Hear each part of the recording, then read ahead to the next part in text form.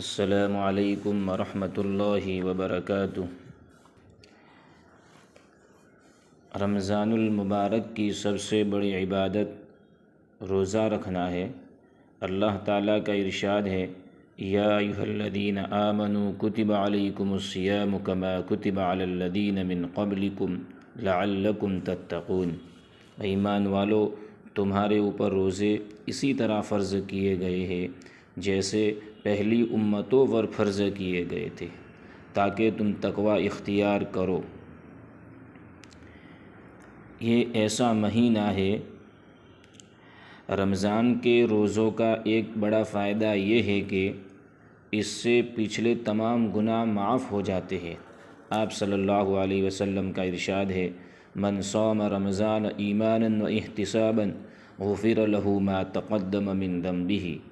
جو حضرات ایمان کی حالت اور ثواب کی نیت سے رمضان کے روزے رکھتے ہیں، ان کے گزشتہ سب گناہ معاف کر دیے جاتے ہیں۔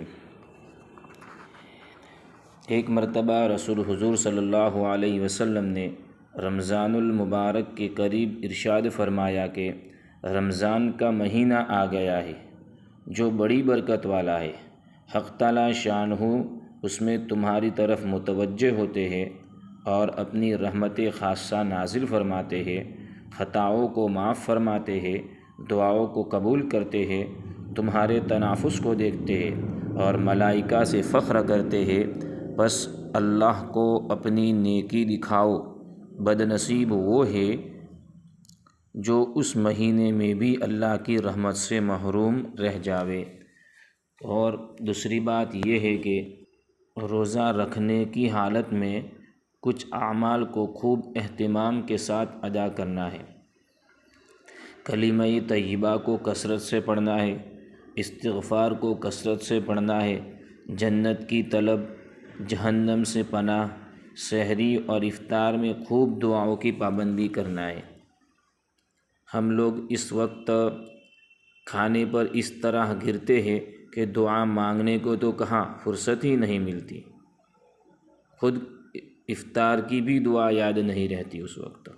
افطار کی مشہور دعا یہ ہے، اللہم لک صمت وبک آمنت وعلیک توکلت وعلی رزقک افطرت۔ اس کا ترجمہ یہ ہے، اے اللہ، تیرے لیے ہی روزہ رکھا اور تجھی پر ایمان لایا اور تجھی پر بھروسہ ہے، تیرے ہی رزق سے روزہ افطار کیا۔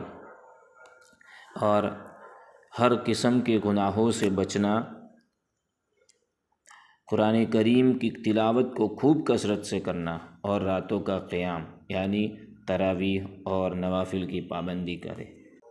اللہ تعالیٰ روزوں کو اہتمام کے ساتھ رکھنے کی توفیق عطا فرمائے۔